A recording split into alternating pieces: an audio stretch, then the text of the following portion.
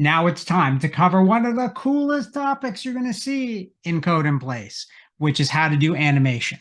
So you already did some graphics last week. Now we're going to bump it up a step where we actually get stuff moving around on the screen so you can do animation and see some of the things you can do with the graphics library, which is pretty cool. All right, so let me share some slides with you and we will get going. So we're going to pop on over here to the slides. And what are our learning goals for today? Our learning goals are to write animated programs. So it's just going to be a good time.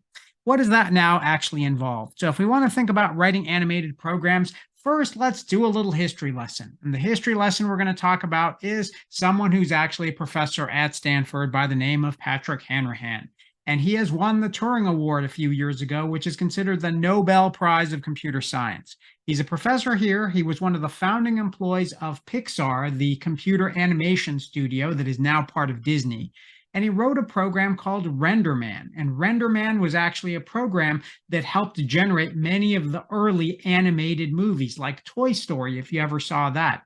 And as a matter of fact, Pat, for the work that he's done, has not won, not one, not two, but 3 Academy Awards. Yes, those are the Academy Awards, like the Oscars, for the work that he has done in computer graphics.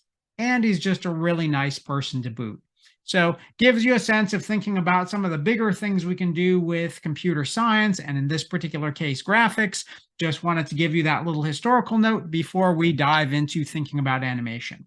So what are we going to be able to do today? What do we hope to get done? Well, wouldn't it be kind of cool if we actually learned how to be able to animate a little ball bouncing around the screen? And so you could actually just see it bouncing around a little graphics canvas and sort of getting, bouncing off the walls and moving around. So to figure out how to do that, we need to figure out all the steps involved in how we think about animating graphics.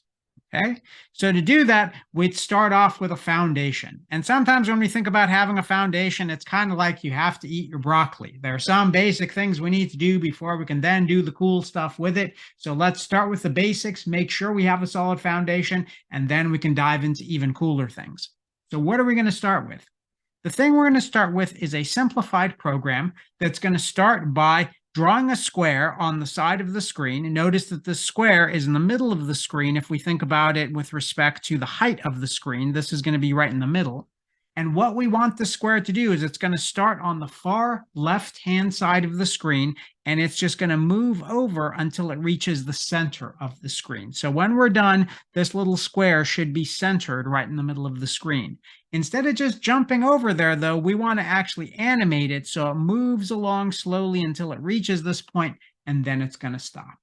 Okay, so if you remember what we did in some of our last installments, Chris told you a lot about how to do the basics of graphics. So just as a little bit of a reminder, because it might have been a little while since you watched some of those videos, first thing we need to do when we think about graphics is we need to import the canvas from the graphics library. And we do that with a line at the top of the program. Usually we provide this for you that says, from graphics import canvas. And so what that means is there's a notion of a canvas that we're going to draw on, and that canvas is defined in a library called graphics that we provide for you.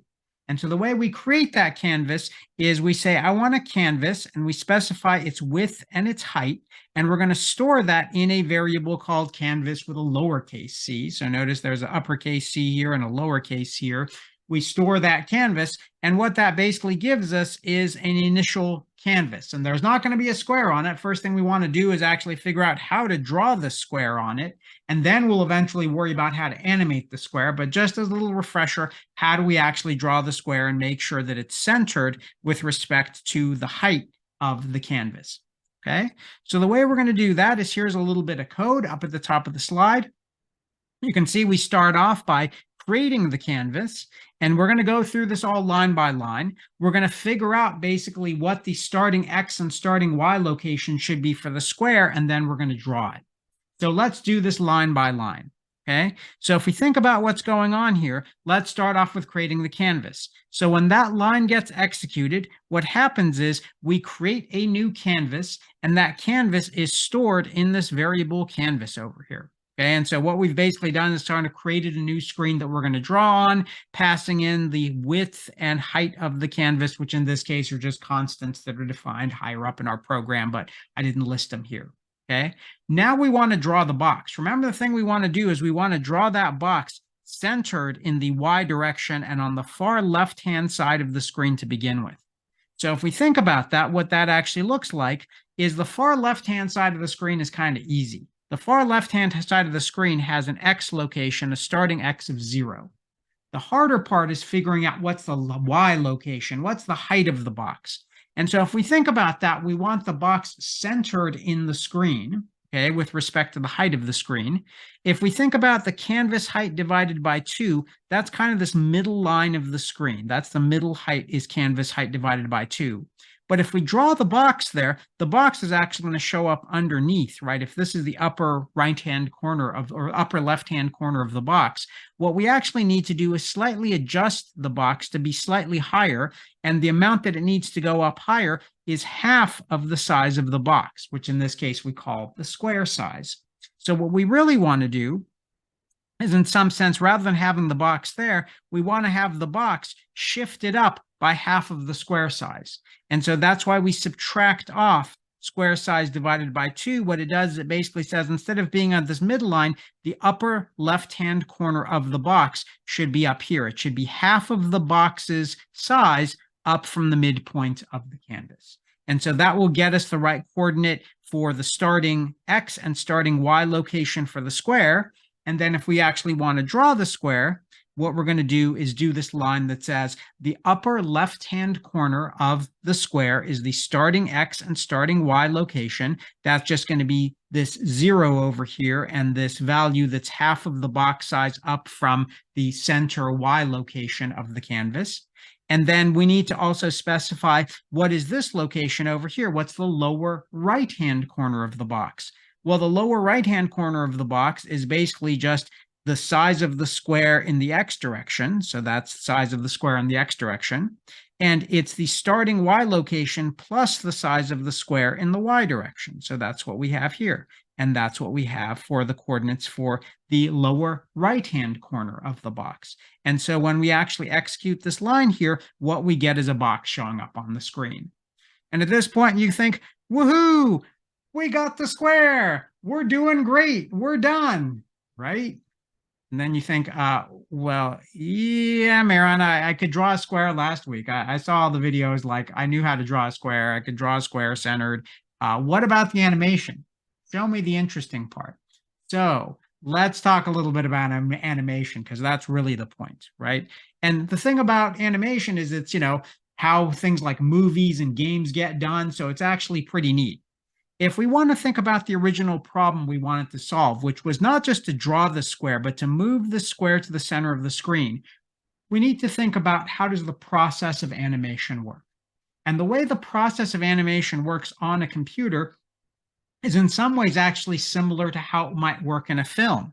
What it is it's a sequence of frames, basically, and that sequence of frames is shown to the human being sort of in rapid succession, and it looks like something's moving if the shapes between every frame move a small amount. It actually looks like a smooth movement. So the idea is, if we actually wanted to animate this box moving to the center of the screen, the way we would think about it is we'd have an initial frame with the box here. Then we might move the box a small amount forward, and that would be the next frame. Then we'd move the box a small amount forward again, and that would be the next frame. And we'd keep doing this by small amounts, moving the box forward until the box eventually got to the middle of the screen. And if we have these frames and we show them in sequence to a human being, what it looks like to their eye is that things are just animated. The box is moving smoothly to the center of the screen. So how do we think about translating that into code? That's really the key here. The way we think about it is we do an initial setup. The idea behind the initial setup is we make all the variables we need, like we draw the box or anything else that we want to have animated. Then what we're going to do is have some kind of loop, because what we want to do is generate the sequence of frames. And so we basically have some loop, and this loop is what repeats to actually move all of the things we want to move a small amount to create new frames. This is what's referred to as heartbeats. So if you kind of think about a heart beating, every time the heart beats, that's a new frame. And so that's what animators use to refer to the notion of thinking about frames in a movie or in an animation. They are the heartbeats. So the first heartbeat is the first frame, the second heartbeat is the second frame. And so as you go through the heartbeats, you actually get the animation. And what we also need to do when we think about generating those heartbeats is on every heartbeat, we need to update the world, right? Every shape that we want to be moving needs to move a small amount between the different heartbeats. So that's what we do in our update.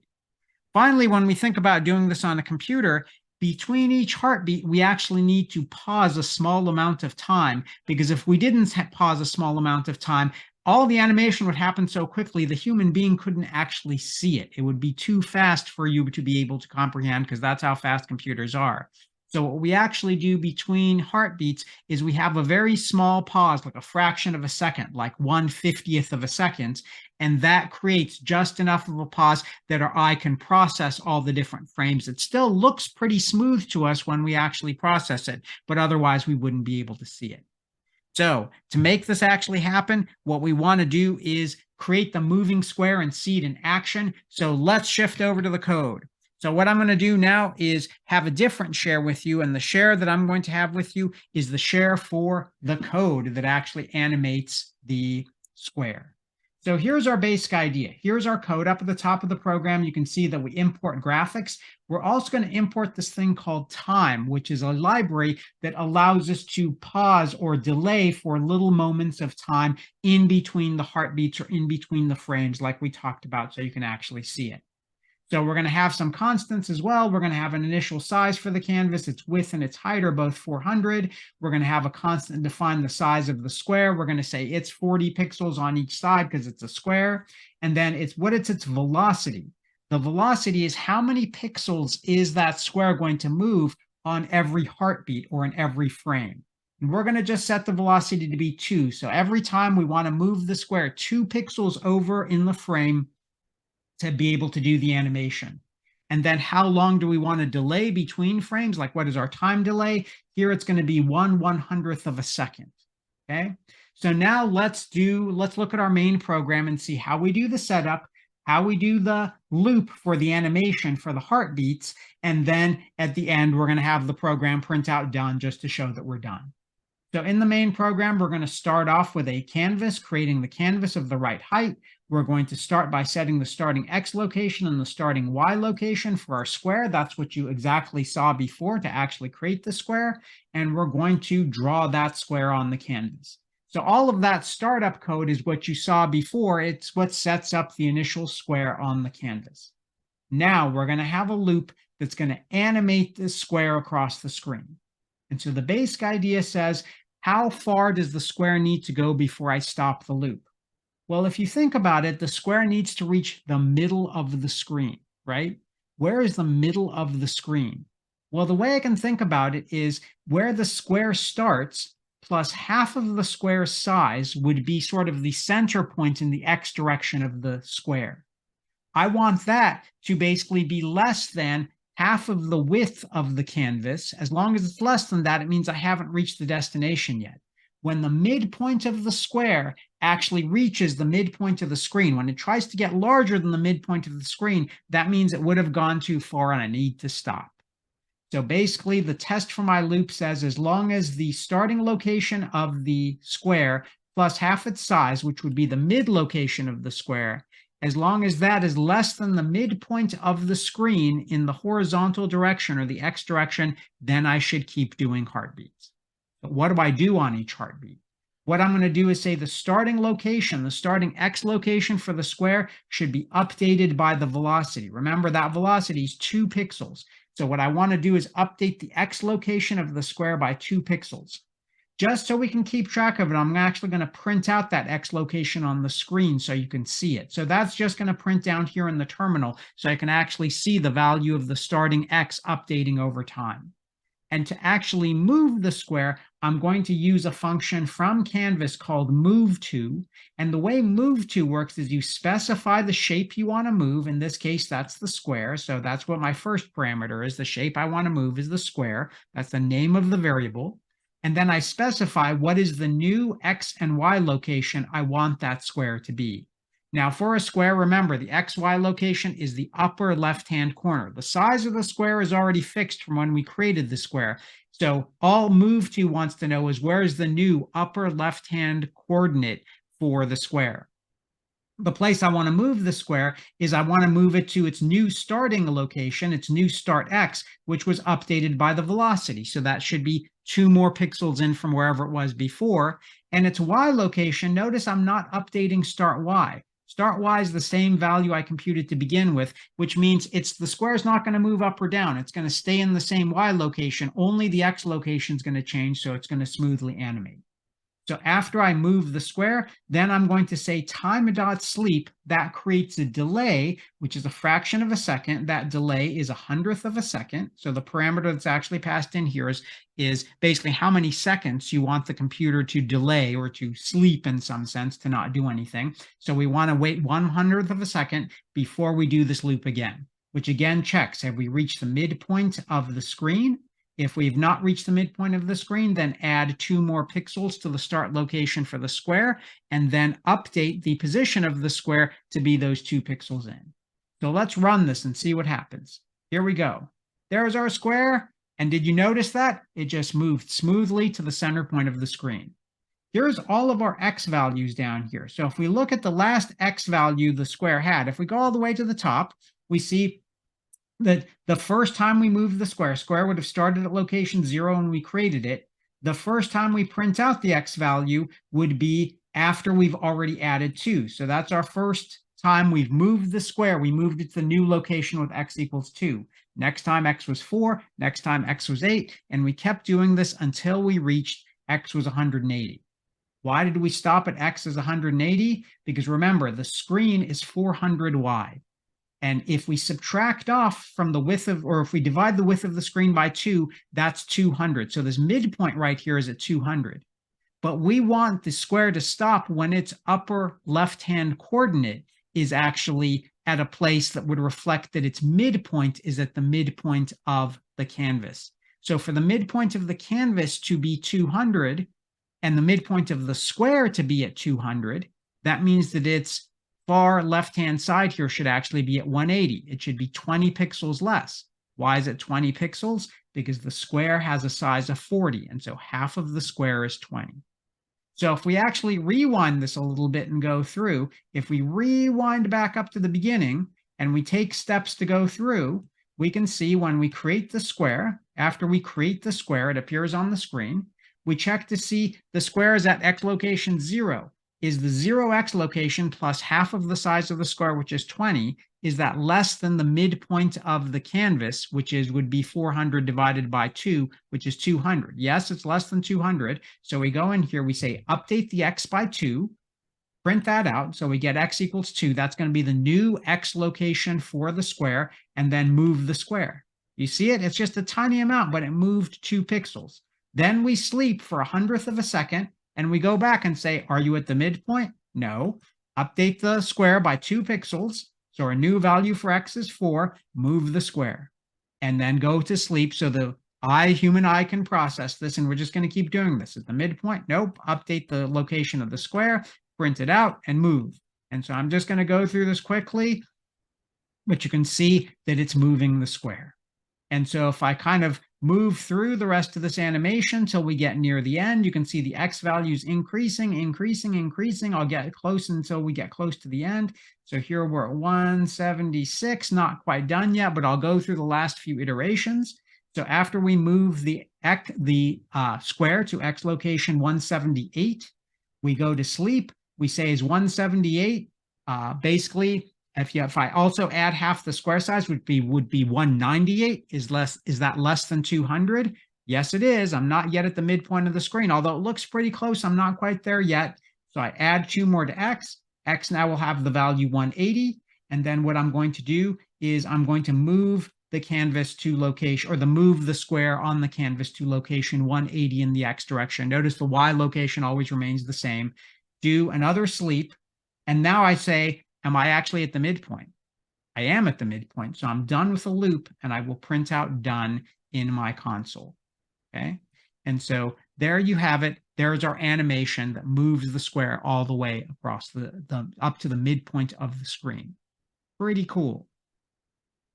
So to make sure you have that code available, what I'm going to do is I'm going to switch back over to the slides. And so in the slides, what we're going to have is we just saw this in action. Here's the code that I just gave you. So you can actually have this for reference and you can see everything that's going on. We have our setup. Our setup basically creates our canvas, gets the initial location for the square and creates the square on the screen. Then we're going to have our loop here that generates the heartbeats. Remember, every iteration of the loop basically generates a new frame. The way we think about it is, have you reached your ending condition yet, which is to reach the middle of the screen? Here we actually had an end. Sometimes when you do an animation, it just goes on forever. And you might, for example, say while true, because you just want the animation to keep going. But here we had an endpoint, which was reaching the middle of the screen. And then what we do inside the loop is we basically update the locations for anything we want to update and make sure that we move it on the canvas. And then finally, we do a pause so that that change can show up on the screen and your eye can actually perceive it. And we just keep doing this over and over until either we're done or it just keeps going forever.